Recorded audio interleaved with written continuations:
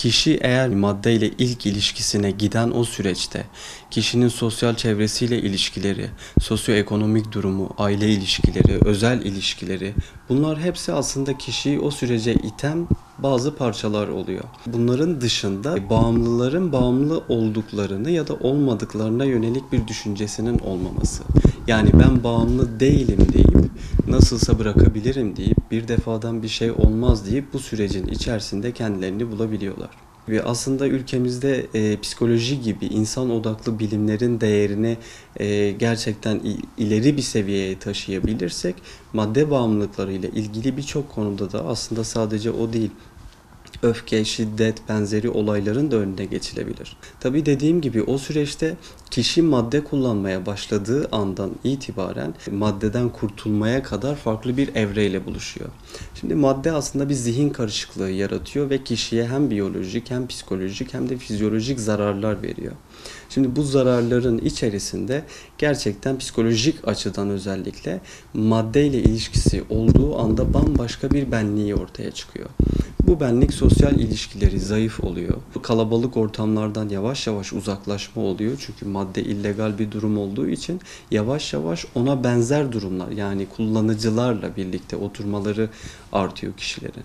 Yani aslında olması gereken çevresinden uzaklaşıp doğrudan ya yalnızlaşıp ya da madde kullananlarla birlikte bir ortamın içerisinde buluyor. Bunun dışında tabii hem aile ilişkileri hem de normal iş hayatı varsa bunlar doğrudan etkileniyor tabii ki.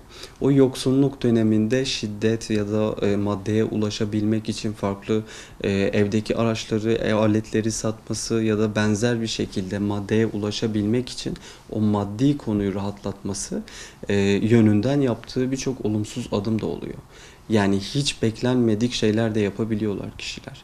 Tabii bunun maddenin işte vermiş olduğu o mutlaka içmeliyim, mutlaka içmeliyim, aksi halde olacaklar belli. Kişi işte o yoksunluk sürecinde mide bulantısı, öfke krizleri, şiddete yönelme gibi durumlarla karşılaştığında sanki yaşamının son bulacağını düşünüyor.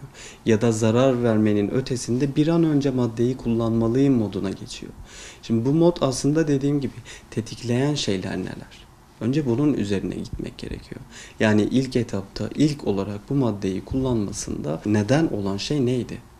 Aile ilişkileri mi, sosyal çevresi mi, ekonomik durumu mu ya da farklı bir kaygısı mı? Ne bunu sürükledi? Özellikle madde kullanmada ilkinden bir şey olmaz ve sonrasında dediği anda bir tolerans geliştiriyor kişi. Mesela ilk kullandığı madde ile işte birkaç gün kullandığı madde arasında artık vücudu etkileme bakımından bir düşüş oluyor. Kişi daha fazlasını istiyor. Daha fazlasını istediğinde burada tolerans artmış oluyor aslında. Maddeye karşı toleransı, dayanıklılığı. Bu arttıkça o da artıyor. Ve bir süre sonra kullandığı madde her neyse bunun dışına çıkıp farklı maddeleri deneme süreçleri de başlıyor. İşte tüm bu süreçlerde aslında dediğim gibi nedenleri önemli. Yani maddeye iten şey ne? Günümüzde maalesef maddeye ulaşmak çok zor değil. Yani farklı koşullarda tedbirler alınıyor fakat yine de çok zor değil. Kişiler aslında maddeye ulaşmakta zorluk yaşamıyorlar. Yani bu aslında çok önemli bir durum. Ve eğer bu zorluk olmazsa kişi doğrudan bunu deneme imkanına da sahip olabiliyor. Yani hiç kullanmayan biri bir defa deneyeyim de diye düşünebiliyor. Tüm bunları düşündüğünüzde aslında madde bağımlılığı günümüzde insanların yani Türkiye'de özellikle birçok insanın muzdarip olduğu ve birçok insanın ailesinin de bundan etkilendiği ve gerçekten kanayan bir yara olduğu ortada. Tabii dediğim gibi bunun önüne geçilebilir mi? Geçilebilir. Öncelikle kişilerle doğrudan bu rehabilitasyon sürecini yani madde kullananlara yönelik psikolojik yaklaşımları ve gerçekten bu kişinin sosyal çevresine yönelik ilişkilerini çünkü çevrenin etkisi çok fazladır. Yani kişiyi zaten ya çevresi iter ya da çevresine yönelik algıları iter. Yani bunlar gerçekten birbiriyle etkileşim halindedir. Eğer bunlar doğrudan doğru bir yaklaşımla sürdürülebilirse kişiyi bundan kurtarabiliriz. Tabii bunun için hastane ya da farklı bir yerde yatış imkanı da bulabiliyorlar. Ve eğer bu olursa detoksifikasyon işlemi yapılıyor. Yani kanı temizleme.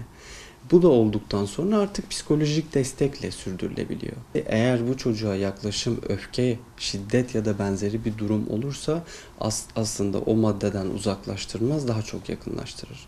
Çünkü çevrenin önemi, demin de bahsettiğim gibi, aile ilişkileri, sosyal çevrenin önemi bu konuda çok çok önemlidir.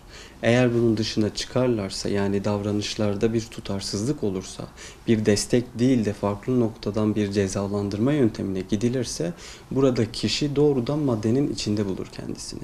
Yani onlardan uzaklaştığı her an kavuştuğu şey madde olur. Dolayısıyla aile bu konuda çok çok önemli bir yerde, destek olmalılar, onu anlamaya çalışmalılar ve bu süreçte yanında olmalılar. İletişim konusunda çok dikkat etmeliler. Eğer burada herhangi bir eksiklik olursa, dediğim gibi kişi aslında o direnci sadece tek başına bu yükümlülüğü kaldırmakla değil, aileden de aldığı bir şeyle direnç gösterir. Eğer bunun önüne geçebilirlerse sorun yok. Kişiyi bundan kurtarabilirler. Ama dediğim gibi eksiklikler oldukça, bu tarz bir bilinçlendirme olmadıkça kişi maddeden koparmak pek mümkün gözükmüyor.